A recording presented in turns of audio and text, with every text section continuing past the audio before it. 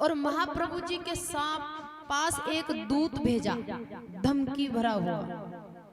दूत ने आकर महाप्रभु जी को धमकी दी, हमारे काजी साहब का और हमारे बादशाह का आदेश है, ये हरि बोल नाचना गाना ढोलकी करताल बजाना ये तुम घर में कर रहे हो ना, इसको भी हम तो बंद करवाएंगे, लेकिन तुम तो रोड पर आने की तैयारी कर रहे हो।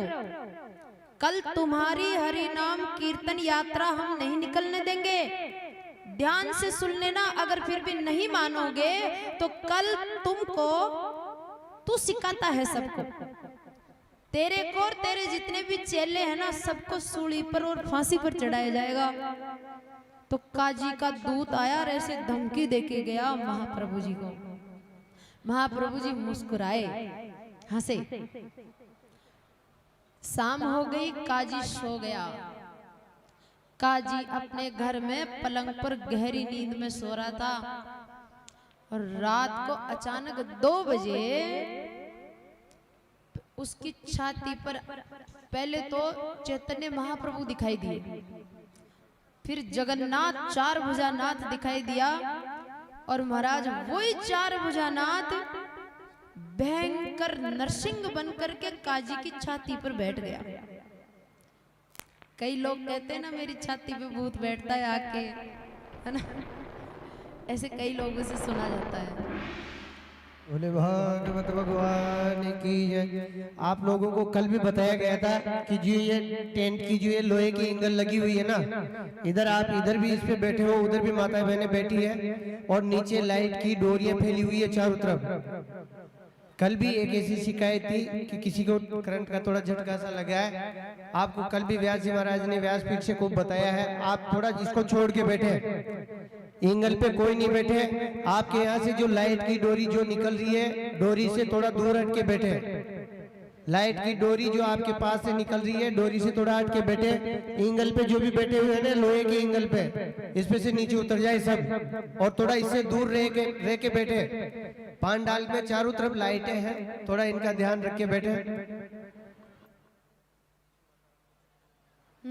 तो देखो ये कल आपको अवगत करा दिया गया था और शुरू में भी बता दिया गया था कि ये जो एंगलें है ना लोहे की है और यहाँ वायर का जाल बिछा हुआ है तार का, और तार तो तार है, कभी भी इतने सारे लोग आते हैं कहीं भी कट सकता है दबाव से, और इसमें लोहे में लग गया तो पूरे में करंट आ जाएगा।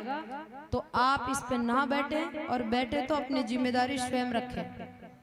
जिम्मेदारी भी रख लोगे तो भी बदनाम तो होगा ही ना यहाँ, तो इसलिए इस पर ना ही बैठे तो अच्छा है। कल किसी को झटका लग गया था, करंट आ गया था, इसलिए ध्यान रखे, थोड़ा नीचे बैठ जाए, इस पे ना बैठे।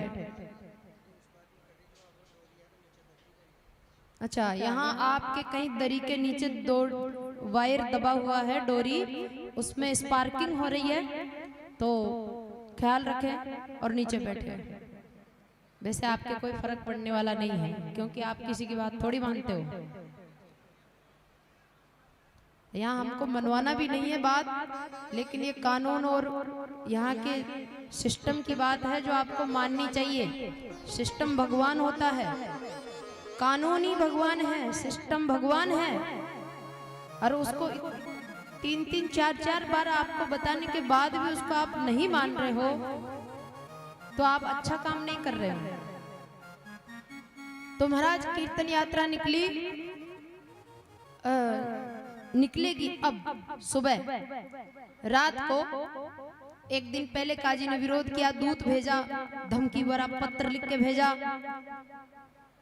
लेकिन भगवान जगन्नाथ श्री नारायण काजी को नरसिंह रूप में दर्शन दिया। रात को गरजता हुआ भयंकर सिंह आसमान से गरजता हुआ आया और काजी की छाती पर बैठकर गला दबाने लगा। काजी तो इतना भयभीत हो गया, पसीना पसीना हो गया, और वो छवि उसके चित्त में ऐसी बैठी। और नरसिंह कह रहा था तू कीर्तन यात्रा बंद कराएगा, तू रामधनी बंद कराएगा, मैं तुझे बंद कर दूंगा सदा सदा के लिए। और रोकेगा तू, हरि नाम रोकेगा, माफी मांग महाप्रभु जी से जाके अगर बचना है तो, और रामधनी निकलने दे तो महाराज नरसिंह भगवान का दर्शन करने मात्र से काजी सीधा हो गया, एकदम सीधा हो गया। और उसका पूरा भरा हुआ उसका धर्म वरम पता नहीं कहाँ गया। और सुबह उठते उठते 4 बजे भागा भागा जाकर महाप्रभु जी से 3 किलोमीटर दूर उसका घर था गंगा किनारे, और महाप्रभु जी का चरण पकड़ लिया, माफी मांगी। और जो या तो वो काजी था, हजारों हजारों मुस्लिम समाज के लोगों का गुरु था, और या महाप्रभु जी के चरणों में जाकर उसने काजीपना छोड़ दिया और उनसे दीक्षा लेकर उनका चेला हो गया। और झांझ मंजीरा उठाकर बोला, महाराज ताकि कीर्तन यात्रा में सबसे आगे मैं चलूंगा। काजी को जहां पर नरसिंह भगवान ने दर्शन दिया था वो जगह आज भी है, उसके चारों तरफ बाउंड्री हो रखी है। और वहां पर हिंदू संत भी एक बैठता है और एक मुस्लिम फकीर भी बैठता है। काजी फिर संत बन गए थे ना। और वहां एक पेड़ है, उस पेड़ की जो आकृति है वो बिल्कुल नरसिंह भगवान जैसी है। आज भी लोग वहां दर्शन करने जाते हैं जो इस घटना को जानते हैं। कलकत्ता के नवदीप नगर में ये घटना हुई थी। फिर महाराज दूसरे दिन आनंद से हरि नाम कीर्तन की महायात्रा नगर परिक्रमा हुई और किसी ने विरोध नहीं किया। तो नरसिंह भगवान भक्तों की रक्षा करते हैं, भक्ति की रक्षा करते हैं। जब कोई जीव पर भक्त हो सच्चा, सच्चे भक्त से अगर कोई दुष्ट आत्मा अड़ जाता है तो नरसिंह भगवान उसकी निश्चिंत सहायता करते हैं।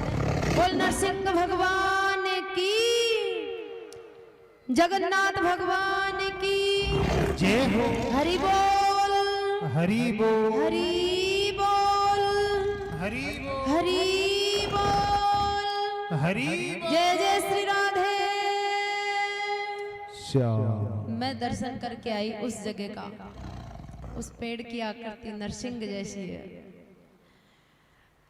तो महाराज अब क्रोध शांत नहीं हो रहा तो सारा देवता नरसिंह भगवान ने हाथ जोड़े तरह तरह की स्तुति करे, पर तो भी नरसिंह तो गरजे ही जा रहा है, गरजे ही जा रहा है। हिरण्यकश्यप को मार दिया तो भी शांत नहीं हो रहा है, क्रोध की ज्वाला भड़कती जा रही है। देवता थक गया स्तुति कर कर मना मनार। फिर ब्रह्मा जी आया, ब्रह्मा जी खूब लंबी स्तुति गाया। सारे ऋषि मुनि आए, उन्होंने कहा महाराज शांत हो जाओ, प्रभु शांत हो जाओ, आप जो काम करने आए थे वो काम तो हो गया, आपके भक्त की रक्षा हो गई, जीत हो गई और दुष्ट पापी मारा गया, अब तो शांत हो जाओ। नरसिंह शांत नहीं, और नरसिंह की आवाज तीनों लोकों में गूंजे। तब महाराज फिर शंकर भगवान आया। शंकर भगवान हाथ जोड़ी करे, पर शिव जी से भी नरसिंह भगवान शांत को नहीं आ। अब ब्रह्मा जी शंकर भगवान देवता विचार करे कि बाबा वो इन कौन शांत करसी, अगर वो शांत को नहीं हो तो तीनों लोगों को नाश हो जाए, क्योंकि विष्णु का क्रोध भयानक है, तो इन्हें कौन शांत करे। फिर किसी ने कहा कि अरे इनकी पत्नी को बुलाओ, आगे घराड़े बुलाओ।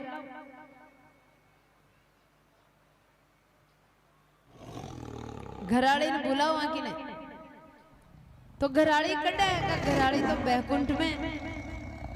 लक्ष्मी जी कन गया, नारद जी महाराज माता जी चालो चालो, कहीं हो कथा का पति देव से मिलवा तो चालो। कड़े गया पति देव, बोले गया ला कोई भक्ता के घर, अजी तो संभालो तो सही, कत्ता दिन का गया, हाँ कद देर तो होगी नरी। अब लक्ष्मी जी आई बैकुंठ, सोना की थाली पूजा की सजार, बढ़िया सी घी को दीपक लगा और रोली मोली चंदन आदि भर ले आई। अब बड़ा सारा देवी देवता ऋषि मुनि खड़ा, सिंहासन पर नरसिंह भगवान बैठे, आंखें लाल हो रही क्रोध से। आगे आगे शंकर भगवान खड़ा हाथ जोड़, पास में विष्णु ब्रह्मा जी खड़े हैं।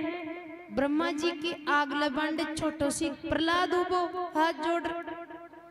और अब लक्ष्मी आई तो लक्ष्मी आरती की थाली ले और सबसे आगे आगे लक्ष्मी ने किया भाई तू जा देवी किया भी शांत हो। तो अब लक्ष्मी क्या है, भगवान नारायण की दासी है, सेविका है, पत्नी है। तो जो सेवक होता है, जो दास होता है ना, उसका एक रूल होता है, धर्म होता है। क्या? सेवक हमेशा नीचे बैठता है, सेवक की नजर अपने स्वामी के सामने नीचे रहती है, ये सेवक की मर्यादा है। सेवक स्वामी की नजरों से नजरें नहीं मिला सकता, उसकी सेवक की दास की नजरें अपने स्वामी के चरणों पर होती है। तो लक्ष्मी आई नीचे नाड़ कर, हाथ में थाली, अब आंखें खोली तो सामने नरसिंह भगवान का चरण दिखा। आरती उतारवा लगी, पहले पगा की आरती उतारी, घुटना की आरती उतारी तो पीली पीली धोकती दिखाई दे रही है। कमर की आरती उतारी तो अड्डे भी सब काम ठीक छे।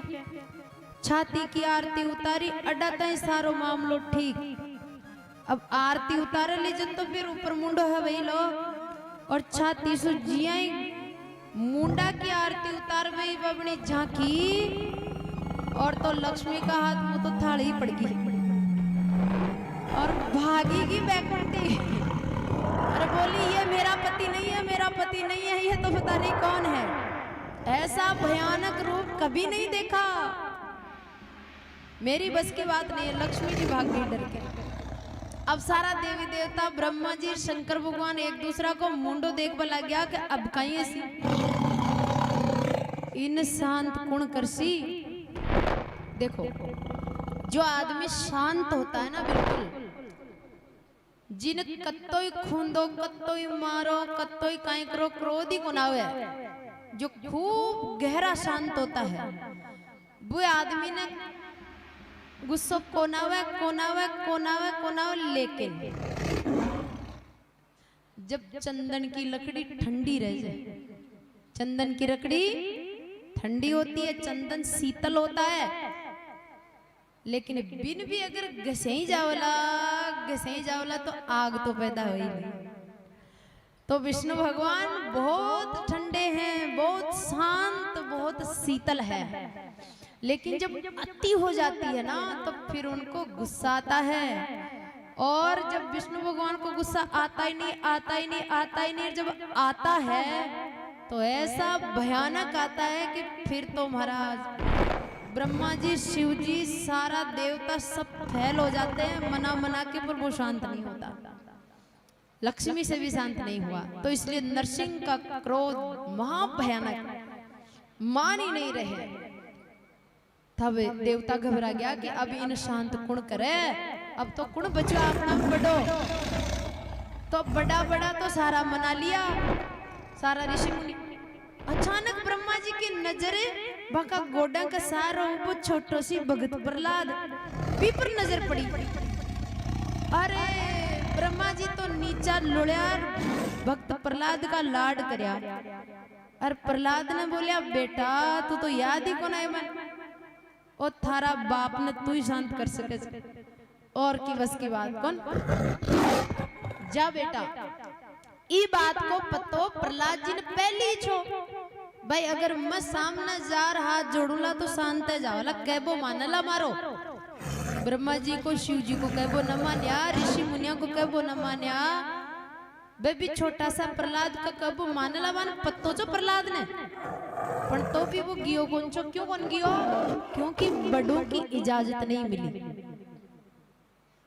भले ही शक्ति है लेकिन बड़ों की इजाजत मिलेगी तब। तो अब बड़े कौन, ब्रह्मा जी शिव जी की इजाजत मिली और वो चल दिया। चला भक्त प्रहलाद चला।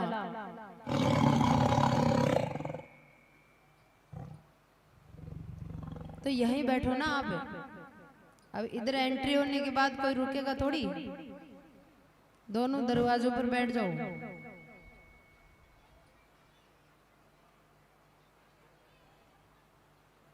बोल भक्तवत्सल भगवान की, वृंदावन बिहारी लाल की जय हो। हरि बोल हरि बोल हरि बोल हरि बोल हरि बोल हरि बोल। जय जय श्री राधे। श्याम। अब प्रहलाद गयो, छोटा छोटा हाथ जोड़ कहबा लाग्यो नरसिंह ने, ब्रह्मादये सुरगणाः मुनियोत सिद्धाः सात्विकान् मतयो वचसां प्रवाह नाराधितुं पुरुगुणैर् धुनापि पिप्रोः किं तोष्टुमर्हति स मे हरिरुग्र जाते। भक्त प्रहलाद क्या कह रहा है? ब्रह्मा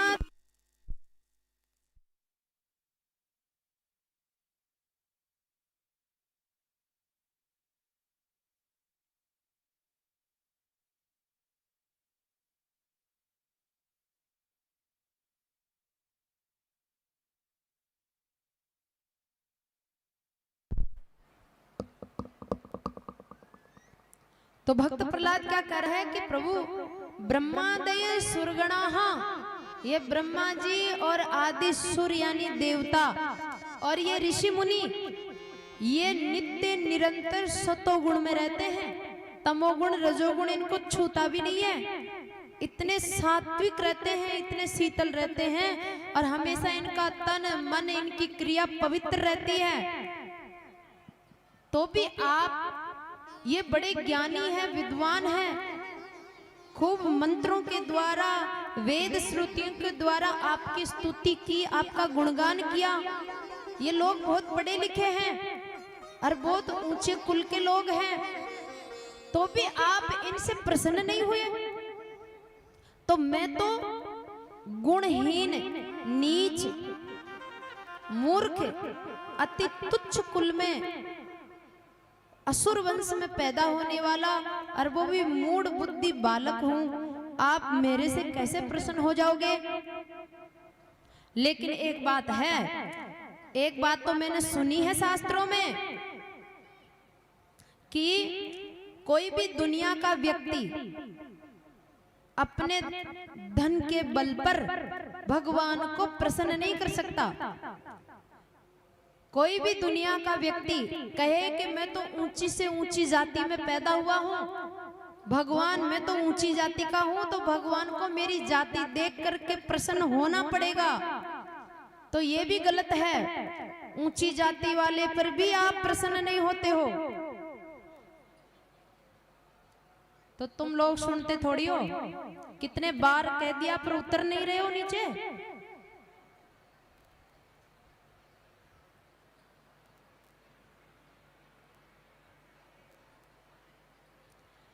तो क्या कह रहे हैं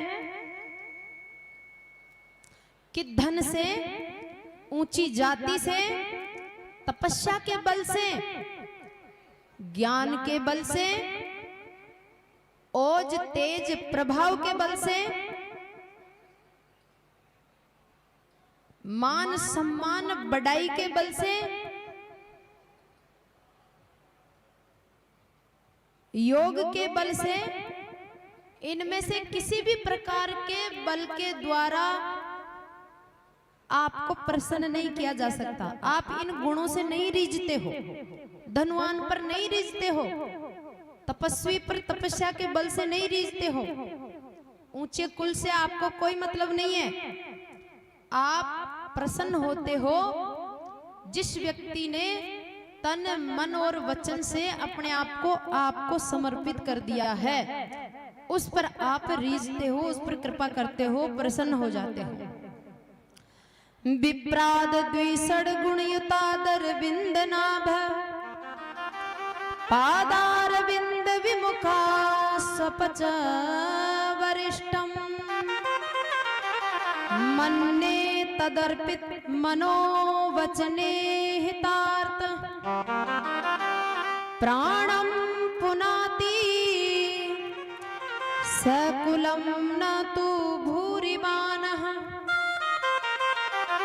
भक्त प्रहलाद कहता है विप्राद यानी ब्राह्मण, द्विषड यानी 6 6 12, विप्राद द्विषड गुण युतादर विंदनाभ।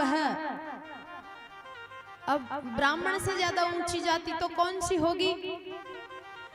तो ब्राह्मण कुल में पैदा होने वाला द्विज, ब्राह्मण कुल में तो पैदा हो गया, पर ब्राह्मण के अंदर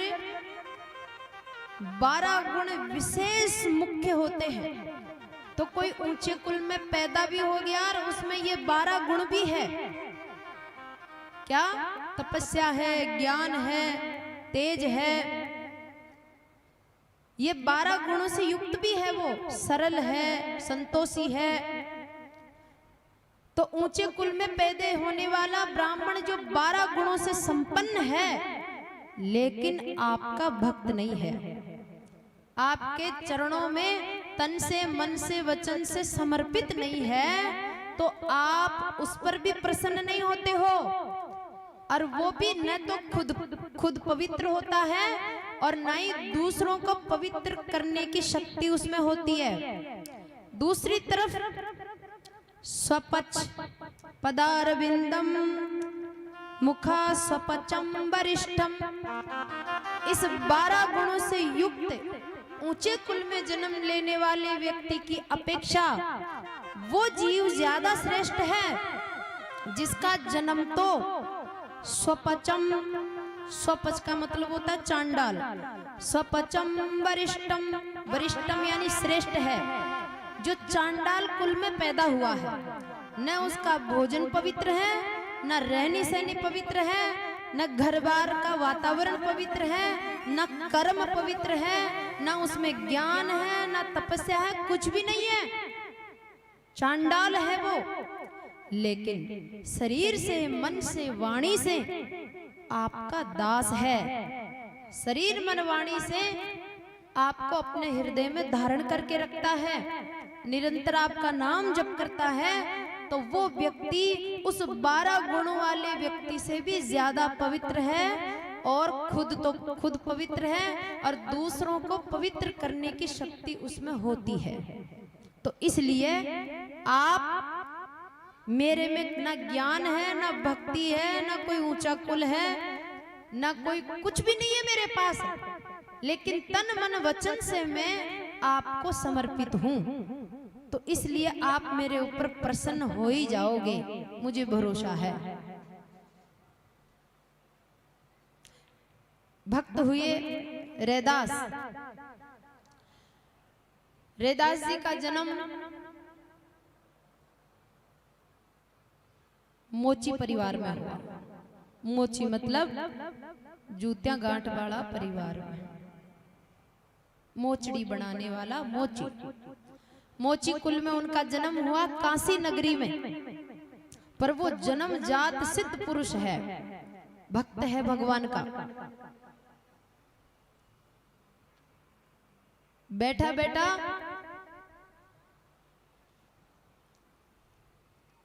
बचपन से ही, बचपन का ही योगी है, तो सतह उसका आकर्षण है भक्तों की तरफ, संतों की तरफ, भगवान की तरफ। अब महाराज ये संस्कार उसमें कहां से आया? परिवार में तो ऐसा था ही नहीं कोई, माँ बाप तो भक्त नहीं थे, तो ना उनके परिवार में ऐसा कोई कार्यक्रम होता था। पूर्व जन्म की भक्ति है, तो किसी अपराध के कारण मोची परिवार में जन्म तो हो गया, लेकिन भक्ति बीज पलटे नहीं, जो जुग जाए अनंत ऊंच नीच कुल उपजे और रहे संत को संत। कसे ही कुल में पैदा हो जाए, लेकिन भक्ति को जो बीज एक बार कोई न कोई जन्म में पड़ गयो तो वो साथ ही जावे जे। तो रैदास जी के साथ पूर्व जन्म की भक्ति साथ आई। अब रैदास मोची कुल में पैदा हो गए। अब उनका आकर्षण ऑटोमेटिक स्वाभाविक ही साधु संतों भक्तों के प्रति है, गंगा जी के प्रति है, विश्वनाथ महादेव के प्रति है, रामचंद्र जी के प्रति है। तो बाकी का जो बाल बच्चा थे मोची परिवार का, वो तो सब खेलते थे और रैदास जी गंगा जी के किनारे बैठे हुए साधु संतों के बीच में जाके बैठते और वहां उनकी बातें सुनते, सारे दिन भर वहीं रहते, फिर सत्संग सुनते और घर में से जो भी वस्तु दिख जाती उसको छुपा के ले जाते और गंगा तट पर बैठे हुए साधु संतों को बांट देते। कोई वस्तु आ गई तो वस्तु ही ले जाए और रुपया पैसा मिल गया तो रुपया पैसा ही ले जाए।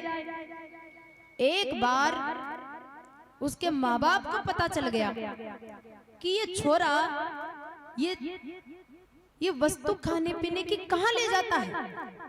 पता चला रही है तो साधु संतों को ले जाकर बांटता है। तो चलो वस्तु बांटने से तो इतना क्रोध नहीं आया, घर वालों ने सब वस्तु को ताला में रख दिया। अब वो तो पैसा चुरा चुरा के ले जाने लगा। तो माँ बाप ने सोचा कल यहाँ पर इतना पैसा रखा था कहाँ गया। पता लगा उनका बेटा ले जाके साधुओं को बांट आया। बेटा को खूब डांटा फटकारा, लेकिन उसकी तो आदत, पूर्व जन्म की आदत साथ में आती है। इसीलिए सब मनुष्यों की आदतें अलग अलग होती है। पहले वाला जन्म में जिस कुल में, जिस परिवार में, जिस वातावरण में पैदा हुए, जैसे लोगों का संग किया वैसी आदतें पड़ गई। अब दूसरा जन्म लिया तो वो जन्म से ही साथ आ गई। अब कुछ यहाँ से सीखेगा फिर आगे साथ जाएगी। तो अगर पूर्व जन्म में सत्संग किया है, भजन किया है, तो वो आदत भी आ जाएगी और नहीं किया तो नहीं आएगी। तो रैदास जी की आदत, उसको खूब डांटे फटकारे मारे पीटे पर वो माने नहीं, छुपा छुपा कर ले जाए वस्तु और साधु संतों को दे दे। आखिर वो धीरे धीरे बड़े हो गए, 15-16 साल के। उसका पिताजी और माताजी रैदास भगत परेशान हो गया। परेशान हो और माँ बाप बोलिया कि इन्हें ब्याह कर घरों फरो काटो और घर न बर्बाद कर दे। ब्याह कर दे को काहे पत्तो ब्याह करवा सु एक लोभ आ जावे और अयान का काम बंद कर दे। तो माता पिता ने भक्त रैदास का ब्याह कर दिया। ब्याह कर महाराज घरों बारे काट दिया। माँ बाप मजबूत हो गए, बोले इसको न तो कोई बर्तन देंगे, न बासन देंगे, न कोई कुटिया देंगे। इसके सिर पर पड़ेगी ना कैसे कमार खाया जाता है, कैसे घर बसता है, तो फिर ये लुटाना बंद कर देगा। तो कुछ भी नहीं दिया और घर से खाली हाथ बाहर निकाल दिया। रैदास जी ने एक फाटा टूटा छोटा सा तरपाल लिया, काशी नगरी के बाजार में रोड पर बिछा दिया और अपनी जूती गांठना, औजार तो उनके पास था ही, जूती गांठने का काम चालू कर दिया। अब जूती गांठते जाते हैं, वो शरीर से वो काम कर रहे हैं, बाकी तो उनका मन वो साधु संतों में और उनकी सुनी हुई वाणी में राम जी के नाम में रह निरंतर। तो अखंड जूती भी गांठते जा रहे हैं और राम राम राम राम राम घट में ज्योत जल रही है राम नाम की, बचपन से जल रही है, पूर्व जन्म की भक्ति है। तो युवा होते होते इनकी भक्ति परिपक्व हो गई। अब परिपक्व होते ही चमत्कार शुरू। तो जैसे तैसे करके इन्होंने ऐसे एक छपरा बना लिया और उस छपरे में दोनों पति पत्नी रहने लगे। ये ज्योति गांठ करके अपना गुजारा चलाने लगे। इनका ज्ञान, इनकी भक्ति के चमत्कार धीरे धीरे पूरी काशी नगरी में फैल गए। दूर दूर के राजा महाराजा मिलने आने लगे। जिज्ञासु लोग सत्संग का ज्ञान सुनने के लिए, पूछने के लिए इनके पास आने लगे। ज्योतियां गांठता जाए, सत्संग करता जाए। अब एक बार काशी नगरी का एक कोई महाराज था, ब्राह्मण देवता। तो वो रोज गंगा जी नहाने जाता था। तो महाराज गंगा जी नहाने तो जाता, पर रैदास जी की भी छपरा कुटिया के सारे गेलो जाओ भी गेला मेर जाता नहबा। तो वह पंडित जी रोज ही नहीं कहता कि रैदास जी चलो गंगा नहाने चले। कि हाँ, मेरा भी राम राम कह देना गंगा जी को।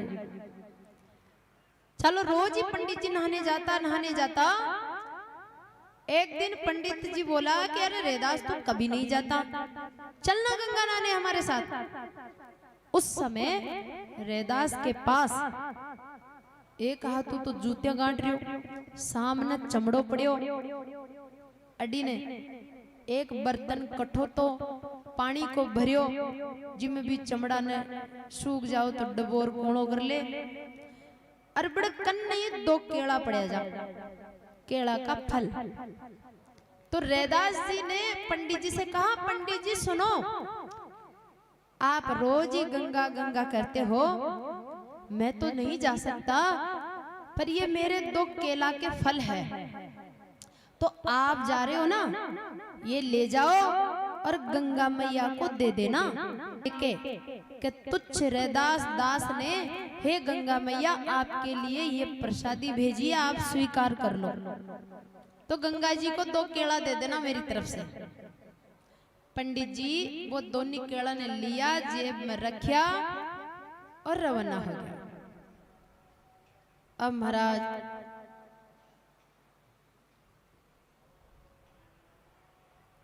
गंगा पहुंचा, पंडित जी नहाया। पहली तो नहा धोर सूर्य नमस्कार आदि कर करा के वस्त्र पहन के अब याद आया कि रैदास का केला गंगा मैया को देना है।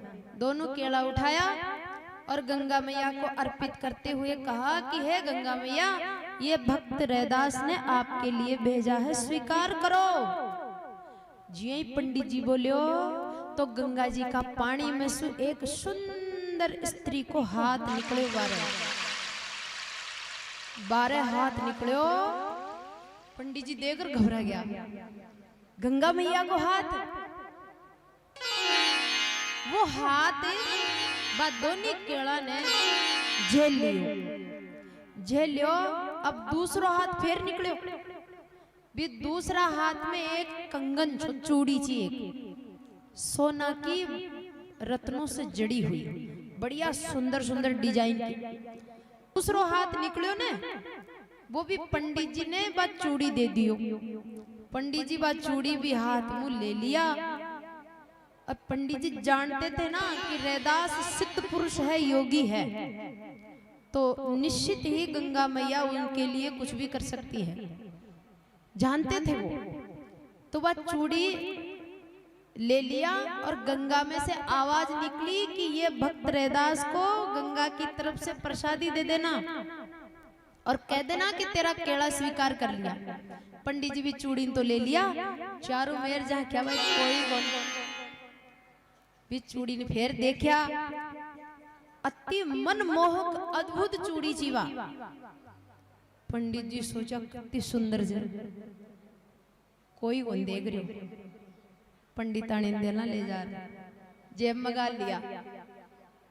फिर सोचा कि अबार में अडर जाऊं ला तो रैदास पूछ लो कि मारा केड़ा ने गंगा मैया स्वीकार करी, कौन करी दियो जो, कौन दियो जो। तो बात छड़ेली फिर, और छड़ेली तो फिर मैं काई बोलूला और ज्यादा शर्मा जाऊंगा। तो आप यहाँ करा एक गेला मेरी गुन जाऊं। तो जो पंडित जी महाराज थे ना, वो रैदास जी की कुटिया का गेला को छोड़ दिया और दूसरा रास्ता पकड़ लिया अपने घर जाने का, और चूड़ी को अपने घर ले जाने का निश्चय कर लिया। पण हियो काई पंडित जी भी दूसरा रास्ता में घना ही चालिया। पण थोड़ी देर घूम फिर देखा तो रैदास की कुटिया सामने आ गई। पंडित जी सोचा आ की आई, इको तो गेलो ही छोड़ दियो सो मैं। फिर देखा कि हाँ रैदास ने तो पतो को नालते। फिर दूसरी गली में बावड़ गया पाछा, बोले ई गली में अपना घर चल जाना, कौन पड़े पतो रैदास ने। और दूसरी गली को रास्ता पकड़िया तो थोड़ी देर में घूम फिर पाछी रैदास की कुटिया आ गई। ऐसे कोई 10 बार रास्ता बदल लिए, पर जी रास्ता मर जावे जय जा सामने रैदास की कुटिया आ जा। पंडित जी तो परेशान हो गए, लेकिन निश्चय कर लिया पक्का, अरे ये तो जादू चमत्कार है, होता रहता है। चूड़ी तो कौन दूं, चूड़ी तो घर ही ले जाऊंगा। फिर रैदास की कुटिया काम नहीं रही, रैदास जी सु राम राम ही कौन कर यार, फट्टी निकल गया। ले जा घरा, घराड़ी ने चूड़ी दे दिया। घराड़ी देख और बड़ी प्रसन्न हुई। अब भी चूड़ी ने अपन पैरनी कोने पैर गया तो दुनिया पूछे ली, कड़ू ले यार काई चेर वहां चेर जिया चेर आपा यहाँ करा, इन्हें सुंदर ने दे दिया, आपने तो रकम आ जाई। तो बात चूड़ी पंडित जी सुंदर ने दे दिया। सुंदर के जो सुनारनी थी बाबी ने देखी तो सुनार ने बोली इसको तोड़ना मरोड़ना नहीं है, ये तो मैं रखूंगी, क्योंकि ऐसी डिजाइन तुम लोगों को तो बनाना आती नहीं है, ये तो मैं रखूंगी अपने पास। लेकिन काशी के राजा की जो पत्नी थी ना रानी, वह रानी और सुंदर की पत्नी बाणा बनेड़ी जी। तो एक दिन राजा के घर में कोई प्रोग्राम हुआ, सुंदर सुंदरी प्रोग्राम में जावा लग गया। तो सुनारण सोची कि मारी प्यारी बहन ने ऐसी कौन सी उपहार देऊं, भेंट देऊं। अब रानी कर सुनारण के प्रेम छो, तो सुनारण का मन में आई कि अरे वो कंगन, उससे बढ़िया भेंट कुछ नहीं है। तो सुनारण वो कंगन लेगी और रानी ने गिफ्ट में दे दी। रानी भी इस कंगन ने ली तो लेर तो मेली बड़ी प्रसन्न ही। प्रोग्राम सब पूरा हियो और राजा से कहवा लगी कि अस्यो दूसरो कंगन और चाहिए जी मन। ऐसा कैसे बनवाओ दूसरा। अब भाई कौन बनाएगा, सुनारी तो बनाएगा, चलो सुनार के पास। तो राजा रानी सुनार के पास आए और बोले कि एक दूसरा कंगन ऐसा कैसा और बना दो। सुनार बोलियो थाने हाथ जोड़ू पगा पड़ो, मारी हिम्मत कोनी आन को कंगन बनावा की। क्यों? बोले इम जो हीरा लागेड़ा छे, पहली बात तो ए धरती पर मिले ही कौन मनिया लागे छे, कणक कड़ा कुछ यो काई छे अद्भुत। और इम जो डिजाइना बनेड़ी छे ने वो हमसे नहीं बनेगी। तो फिर ये आपने नहीं बनाया? बोले ना। तो आपके पास कहां से आया? कि पंडित जी ने दिया था, पंडितानी ने दिया था। राजा ने कहा उनसे पूछो वो कहां बनवाए थे।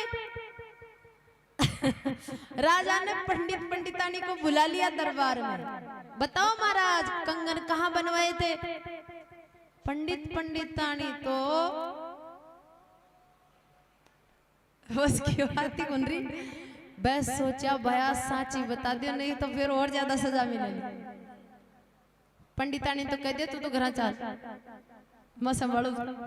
पंडित जी राजा ने हाथ जोड़ के महाराज तन हाथ जोड़ू थे जाने और मैं जाने थे तो जानो ही छो। रैदास की भक्ति जानो जो भी का चमत्कार जानो जो रोज दिन रोज नत नुआ चमत्कार है हो भी कभी तो ओ एक चमत्कार भी कोई छे। बोले किया कहीं रोजी नमा गंगा ना बजाओ चो और बिन बोलो चो चाल रैदास ना आवा चाल रैदास। एक दिन वो मन 2 केला दियो और यहाँ गंगा मैया मुँह गंगा जी मुँह एक सुंदर सी हाथ निकलियो सफेद और दूध का कलर को और बी मुँह ओ कंगन गंगा मैया मन दीचे रैदास के लिए पर मारो मन ललचा गयो और मैंने घर लिया रैदास ने कौन दियो। राजा समझ राजा पहले भी जानता था कि रैदास सिद्ध पुरुष है, लेकिन राजा अब तत्काल मन में पक्का किया कि अब तो रैदास के पास अभी पहुंचना है। तो राजा पालकी में बैठ के रैदास की कुटिया पर पहुंच गए। रैदास जी जूती गांठ रहे थे, वही काम अपना तो रात दिन सुबह शाम अड्डी ने अबारी कोई भैंस डांडो मर गयो जो जी को ताजा ताजा चमड़ो सूख रहो जो अड़ी सूखो चमड़ो लटक रहो जो सामने नरी सारी जूतियां पड़ी जी और नीचे जमीन पर बैठो हाथ में औजार अरे एक जूती ने हाथ में पकड़ दो पगाओ दाबर बिन गांठ रहो जो तरकी लगा रहे जो और महाराज बड़े ही वो कठो तो पड़े जो बर्तन पानी को जो तरकी ज्यादा अकड़ेड़ी सूखी रहे जी बिने थोड़ी देर भी पानी में डुबो दे जा जब कुणी जा जी फिर तरकी लगा तो भी चमड़ा ने डबोबा सु वो कठो तो को जो पानी छो ने वो चमड़ा को रंग चढ़ लाल हो गयो और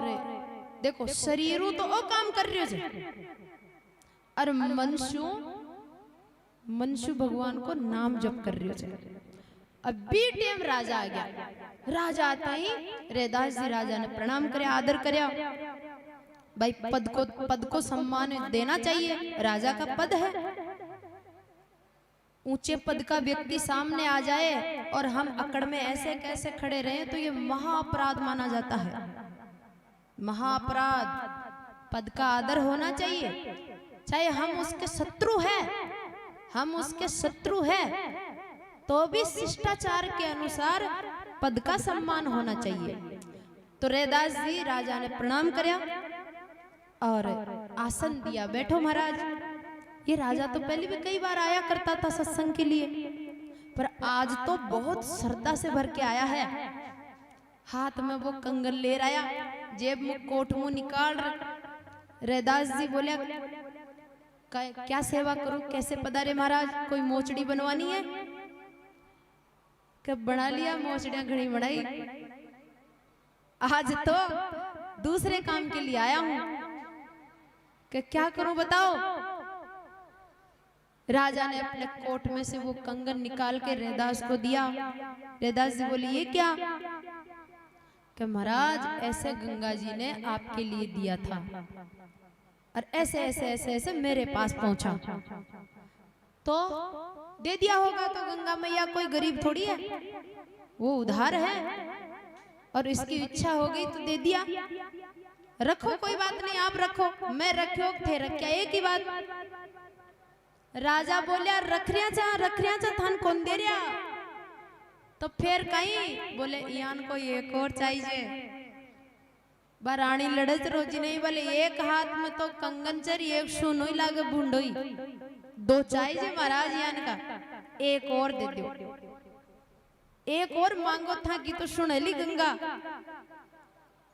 तो चालो गजे गंगा में, गंगा किनारे चालो, प्रार्थना करो और गंगा में यह था कि सुनेली देली था कंगन। रैदास जी जूतिया गाटता ही हंसिया और राजा ने बोलिया बड़ा जाबो गंगा सुनेली। अड्डा कौन सुनेली गई?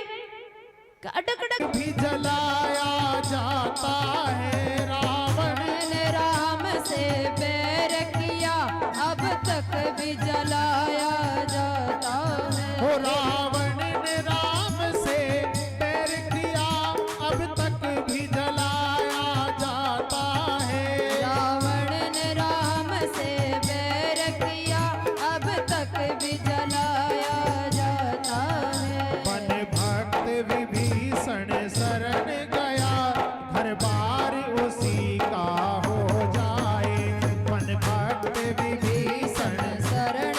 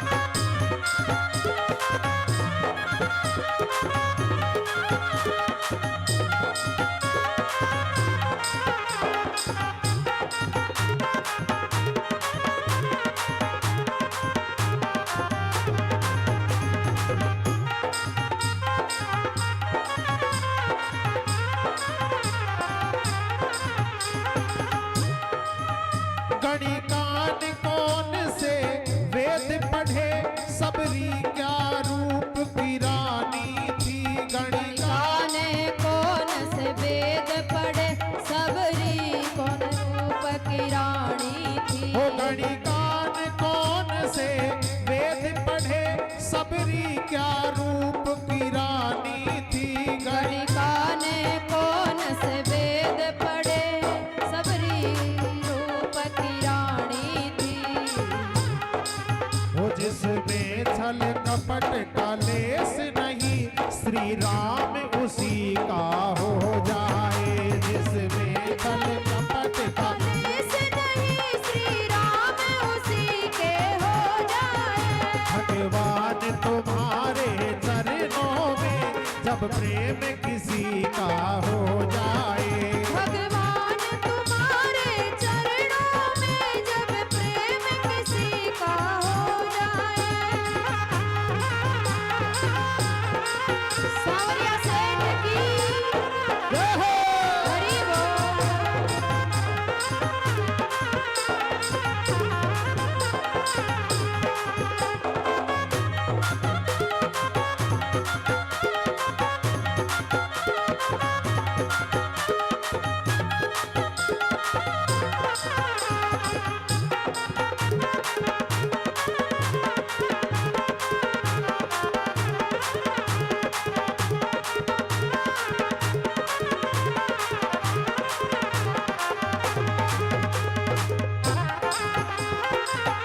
भागवत भगवान की जय हो।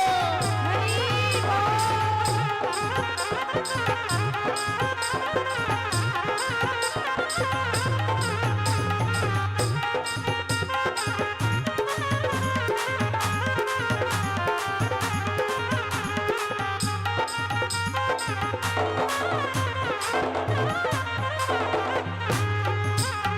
माया के पुजारी सुन लो तुम, उस प्रेम दीवानी मीरा से। माया के पुजारी सुन लो तुम, उस प्रेम दीवानी मीरा से। ओ माया के पुजारी सुन लो तुम, उस प्रेम दीवानी मीरा से। माया के पुजारी सुन लो तुम, उस प्रेम दीवानी मीरा से। कर प्रेम हो मीरा सामन में, मोहन भी उसी का हो जाए। कर प्रेम हो मीरा सामन में, मोहन भी उसी का हो जाए। हे राम तुम्हारे चरणों में, जब प्रेम किसी का हो जाए।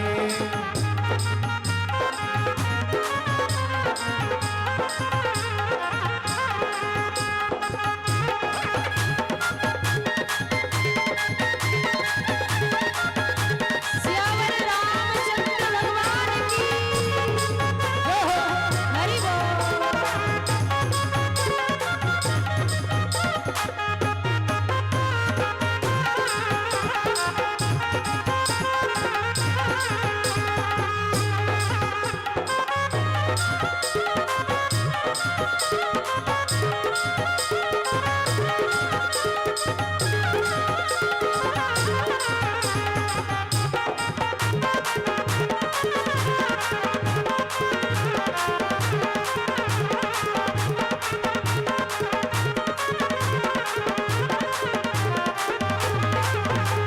हे राम तुम्हारे चरणों में, जब प्रेम किसी का हो जाए।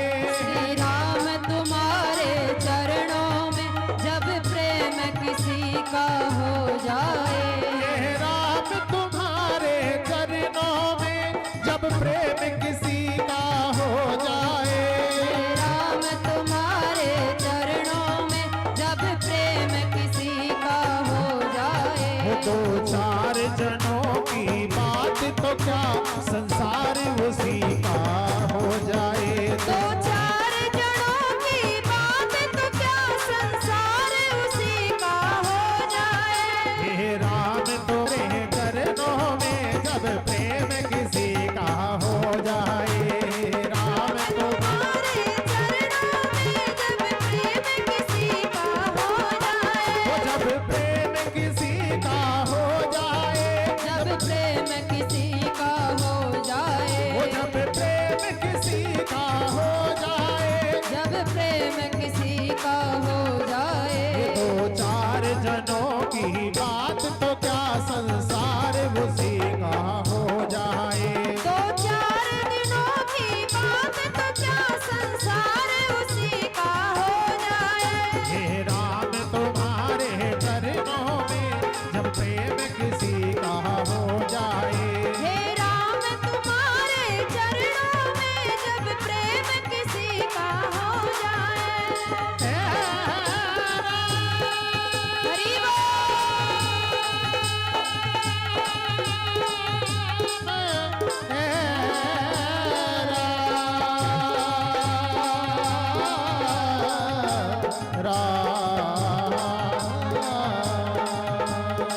हे राम तुम्हारे चरणों में जब प्रेम किसी का हो जाए। हे राम तुम्हारे चरणों में जब प्रेम किसी का हो जाए। जब प्रेम किसी का हो जाए। जब किसी का हो जाए। जब प्रेम किसी का हो जाए। जब प्रेम किसी हरि का बोल। हो जाए।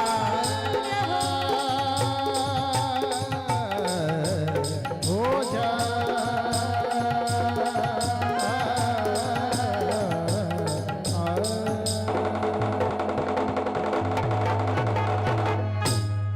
बोल श्यावर रामचंद्र भगवान की जय हो। सांवरे सरकार की जय हो। जगन्नाथ की जय हो। हरि बोल। हरि बोल। हरि बोल। हरि बोल। हरि बोल। हरि बोल। जय जय श्री राधे। राधे श्याम।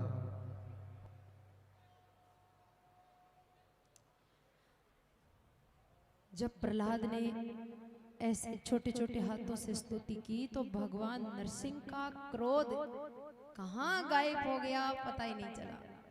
भगवान शांत हो गए और आंखों में या तो लाल हो रही थी क्रोध से और या प्रेम के आंसू भराए छोटे से भक्त को देख के। और भगवान नरसिंह दोनों हाथों से प्रहलाद को गोदी में उठा लिया। हाथों से उठा करके अपनी छाती से लगा के और गोद में बिठा कर और सिर पर ऐसे हाथ घुमाने लगे और लाड करने लगे। तो प्रहलाद भगवान की गोदी में बैठा बैठा बोला, क्वाहम रज प्रभव ईश, क्वाहम रज प्रभव ईश तमोदिकेस्मिन् जाते सुरेतर कुले क्व तवानुकंपा न ब्रह्मणो न तु भवस्य न वेरमाया